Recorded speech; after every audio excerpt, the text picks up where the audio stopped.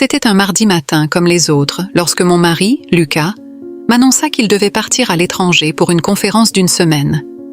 Bien que je comprenne que ce soit important pour son travail, l'idée de rester seule à la maison pendant une semaine me remplissait d'une angoisse que je n'arrivais pas à expliquer. Lucas était toujours là, une présence constante, et l'idée de me retrouver seule dans notre grande maison me paraissait intimidante. Il fit sa valise rapidement, tout en me rassurant avec son sourire habituel, comme si ce n'était rien. Avant de partir, il m'embrassa sur le front et me dit « Je t'appellerai tous les soirs. Ça passera vite. » Je le regardais quitter la maison, la porte se refermant derrière lui, et tout à coup, la maison devint bien trop silencieuse. J'étais habituée à ses rires, à la chaleur de sa présence, et maintenant, tout me paraissait froid, vaste, vide. Les premiers jours se passèrent sans trop de problèmes. Je travaillais de chez moi, je regardais un peu la télévision, je sortais faire des promenades dans le quartier, mais à chaque retour, je me sentais un peu plus seule. L'isolement pesait sur moi d'une manière que je n'avais pas anticipée. Le 3e jour, alors que je me reposais sur le canapé avec une tasse de thé, le timbre de la porte résonna soudainement. Je n'attendais personne, et cela me surprit. Je me levai pour ouvrir, me demandant qui pouvait bien venir. En ouvrant la porte, je me retrouvai face à Javier, le meilleur ami de Lucas, qui se tenait là avec un sourire amical et une bouteille de vin à la main.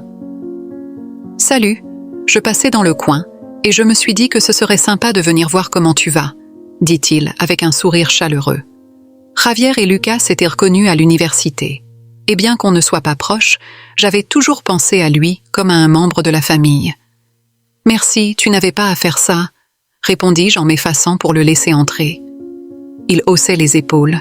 « Lucas est en voyage, et je me suis dit que tu devais probablement te sentir un peu seule. » Nous nous installâmes dans le salon, et nous ouvrîmes la bouteille de vin.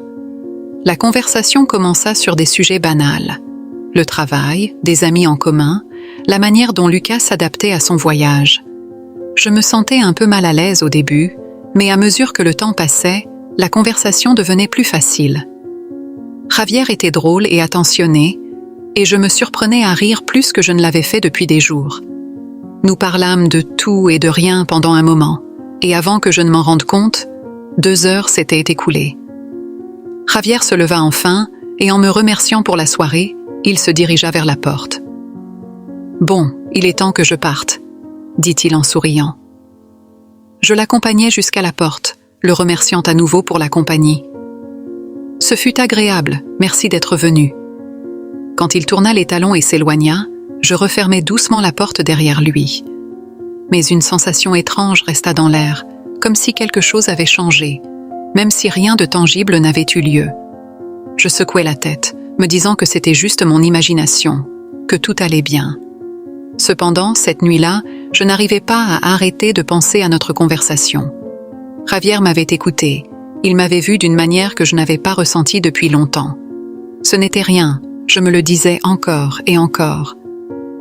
Mais une petite voix au fond de moi commença à remettre en question cette tranquillité apparente. Le lendemain matin, je me réveillais avec une sensation étrange, comme si quelque chose d'indéfinissable flottait dans l'air. La soirée avec Javier m'avait troublée plus que je ne voulais l'admettre. Son sourire, sa manière d'écouter, tout semblait si naturel, mais en même temps, il y avait quelque chose dans sa présence qui m'avait déroutée. Je n'arrivais pas à chasser cette impression. Je me levais, essayant de me concentrer sur ma journée. J'avais du travail à faire et des tâches ménagères à accomplir, mais mon esprit revenait sans cesse à lui. Pourquoi avait-il fallu que ce moment particulier se produise? Pourquoi avais-je ressenti cette connexion qui ne devait pas être là? Alors que je préparais le déjeuner, mon téléphone vibra sur le comptoir. Un message de Javier. Il semblait pressé de s'excuser, ou peut-être simplement de continuer la conversation. Je pris une profonde inspiration et ouvris le message. « Salut, je suis désolée si j'ai pu te déranger hier soir. C'était vraiment agréable de te voir, mais je ne veux pas que ça soit mal interprété. » Je le lus plusieurs fois. Sa voix dans sa réponse, même écrite, semblait sincère et douce. Peut-être étais-je en train de trop m'en faire. Après tout, il n'avait rien fait de mal, et j'avais aussi apprécié sa compagnie. J'hésitai quelques secondes avant de répondre, essayant de garder un ton amical mais ferme. Ce n'est rien, Javier. Ça m'a fait plaisir aussi. Mais je pense qu'on devrait éviter de se voir plus souvent. Je suis occupée et je veux me concentrer sur d'autres choses. Je sentis un poids se soulever de mes épaules en envoyant le message. J'avais pris la décision de le couper de ma vie, de ne pas laisser cette situation dégénérer. Mais même alors que je savais que c'était la bonne chose à faire, je ne pouvais pas m'empêcher de me demander si j'étais en train de faire une erreur. Quelques minutes plus tard, je reçus une réponse de Javier. Je comprends. Je ne voulais pas compliquer les choses. Mais sache que je suis là si tu veux parler. Prends soin de toi. Ces mots étaient respectueux et j'en ressentis un soulagement immédiat. Mais au fond de moi, je savais que je n'avais pas agi seule. L'attirance que j'avais ressentie, même si elle ne se traduisait pas par un geste concret, avait tout changé. Il fallait maintenant tourner la page. Cette soirée-là, Lucas m'appela, comme à son habitude. Nous parlâmes de son travail, de ses rencontres, de ses projets. Il avait hâte de rentrer, et sa voix me réchauffa, mais une partie de moi restait en retrait. Je ne voulais pas le décevoir. Je ne pouvais pas lui dire ce que j'avais ressenti, ce que j'avais presque laissé arriver. Je lui répondis, le plus naturellement possible. Les jours passèrent et j'essayais de revenir à la normale. Mais chaque fois que je voyais Lucas, chaque fois qu'il me souriait, une petite voix dans ma tête me rappelait que quelque chose était brisé. Il ne savait rien et je m'efforçais de ne pas le faire souffrir. Mais à chaque moment avec lui, je sentais un fossé se creuser entre nous. Le 4e jour après la visite de Javier, je reçus un message de lui. Il n'avait pas cherché à me contacter ces derniers jours, mais il m'écrivait de nouveau. Mon cœur s'accéléra un peu en voyant son nom.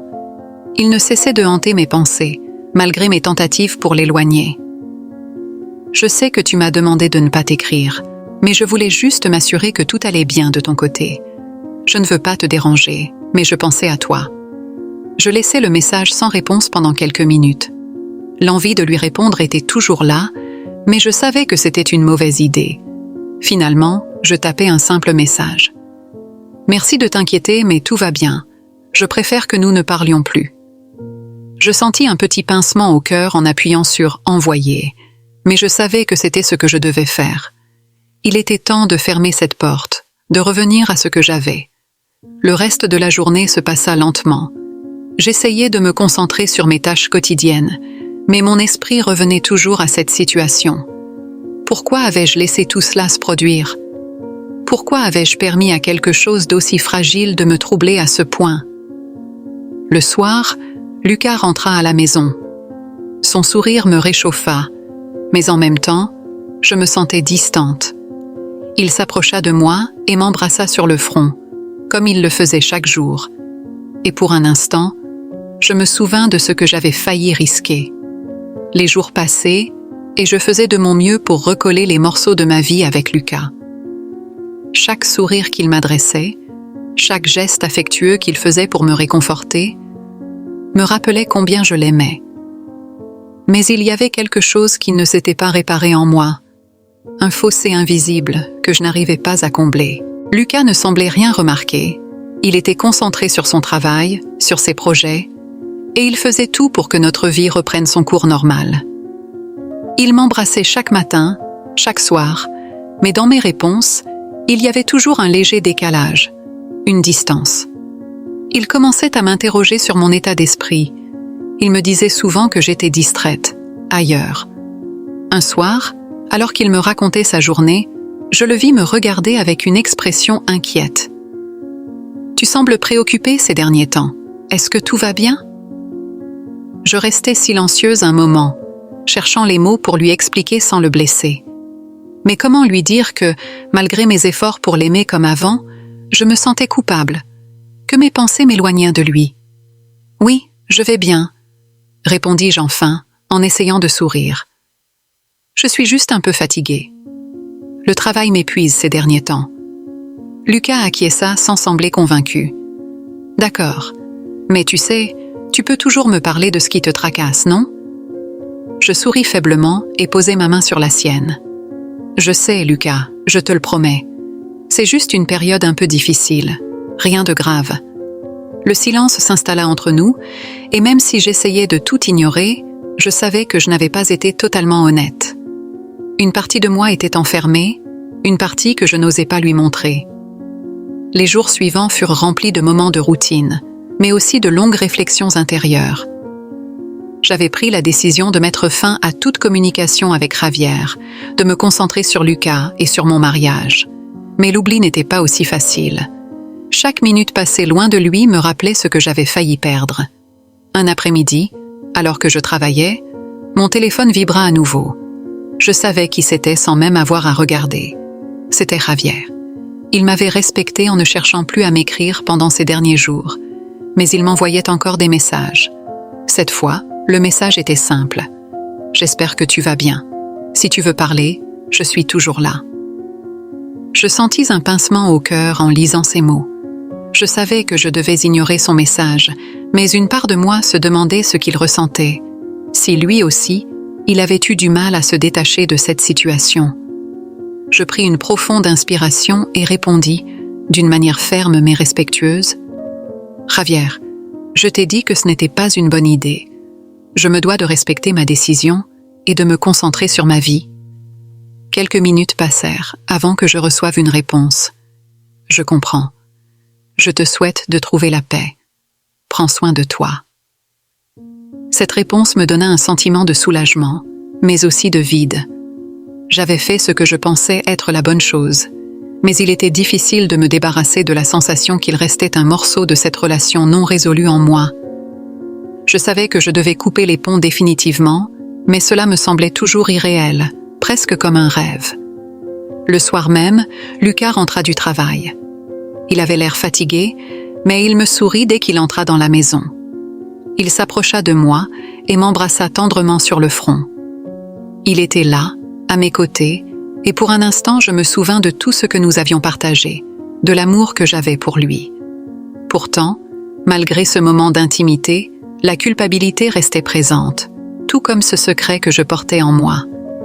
Je voulais qu'il me voie, comme avant, qu'il me voie de la même manière qu'il m'avait toujours vu. Mais à chaque fois que je le regardais, une partie de moi se sentait prise au piège, incapable de lui dire la vérité. J'étais convaincue que tout cela finirait par passer, que je retrouverais ma place auprès de lui. Mais au fond de moi, je savais que rien ne serait plus comme avant.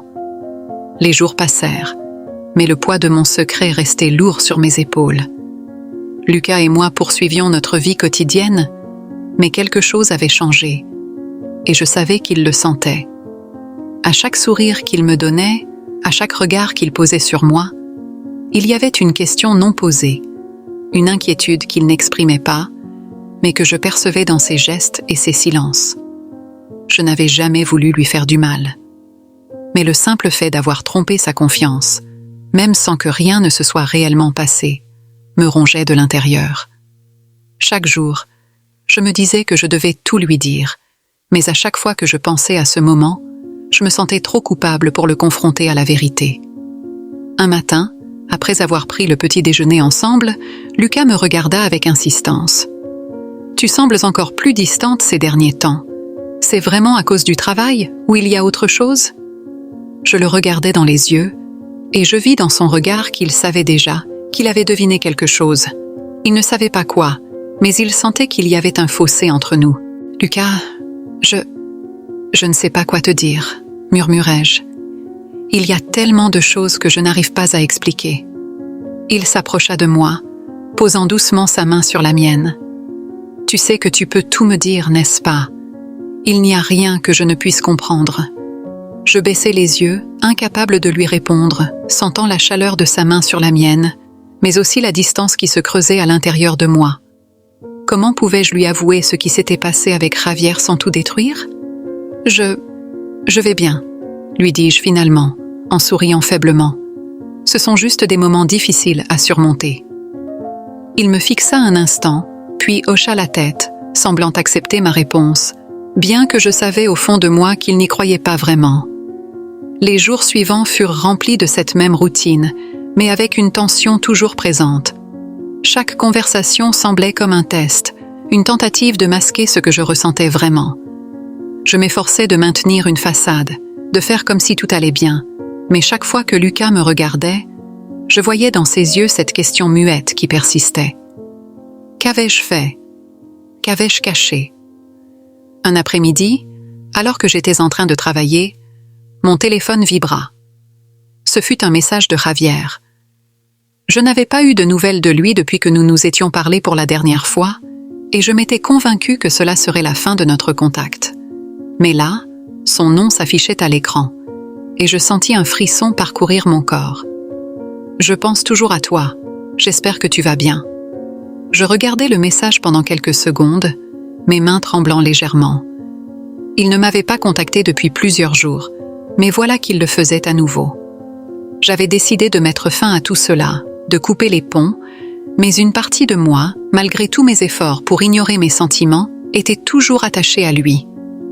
Je pris une profonde inspiration et commençai à répondre, mais au dernier moment, je me ravisai. Non, je ne pouvais pas. Je devais être forte. Je devais honorer ma décision, pour moi, pour Lucas, pour notre mariage. Je fermai le message sans répondre, une partie de moi se sentant libérée, l'autre, incroyablement triste. Le soir, après le dîner, Lucas me regarda d'un air inquiet. « Tu as l'air ailleurs ce soir. Il y a quelque chose qui te tracasse ?» Je l'observai un instant, puis secouai doucement la tête. « Non, rien. Juste un peu fatigué. » Il ne dit rien de plus, mais je pouvais voir qu'il n'était pas convaincu. Il se leva et alla chercher son téléphone. Quand il revint, il avait l'air un peu pensif. « J'ai parlé à Javier ce matin. Il m'a demandé comment tu allais. Il semblait un peu inquiet. » Je me tendis. Un frisson d'angoisse traversa tout mon corps. Pourquoi Lucas avait-il parlé à Javier? Pourquoi lui avait-il donné de mes nouvelles? Pourquoi tu lui as dit ça? Demandai-je, ma voix tremblante. Il haussait les épaules, apparemment inconscient de l'effet que ses paroles pouvaient avoir sur moi. Il voulait juste savoir si tout allait bien. Il est ton ami après tout. Je me levai brusquement. Je ne veux pas que tu parles de moi à Javier. Je ne veux plus qu'il sache quoi que ce soit sur ma vie. Lucas me regarda, surpris par mon ton brusque. Qu'est-ce que tu veux dire? Pourquoi cette réaction? Je me rendis compte que j'étais en train de perdre le contrôle. Le secret que j'avais caché depuis si longtemps commençait à se dévoiler. Lucas, je suis désolée. Je n'aurais jamais dû te cacher ça, mais il faut que je te le dise. Il se leva à son tour, mais cette fois, il semblait plus attentif. Que veux-tu me dire? Je pris une profonde inspiration, me préparant à tout lui avouer, à tout détruire, mais en même temps, à tout reconstruire. Je savais que ce moment serait décisif. Je pris une profonde inspiration, le cœur battant dans ma poitrine. Chaque mot que je m'apprêtais à dire allait changer la dynamique de ma relation avec Lucas, peut-être à jamais. J'avais gardé ce secret pendant si longtemps, mais je savais qu'il était temps de tout lui révéler. Lucas, il y a quelque chose que tu dois savoir. C'est à propos de Javier. Pendant que tu étais en voyage, il est venu chez moi. Ce n'était rien de grave, mais il y a eu des moments où j'ai commencé à ressentir quelque chose. Quelque chose que je ne devrais pas ressentir. Rien ne s'est passé, mais j'ai failli franchir la ligne. Je me sens tellement coupable. Je sentis mon souffle se couper alors que les mots sortaient. Lucas me regarda fixement, sans dire un mot. Son visage, normalement détendu, était marqué par l'incompréhension. « Qu'est-ce que tu veux dire par « ressentir quelque chose » demanda-t-il d'une voix calme, mais pleine de douleur. Je n'avais jamais vu Lucas aussi sérieux. Il semblait chercher à comprendre, mais aussi à digérer ce que je venais de lui dire. Je ne sais pas. C'était un mélange de solitude, de confusion.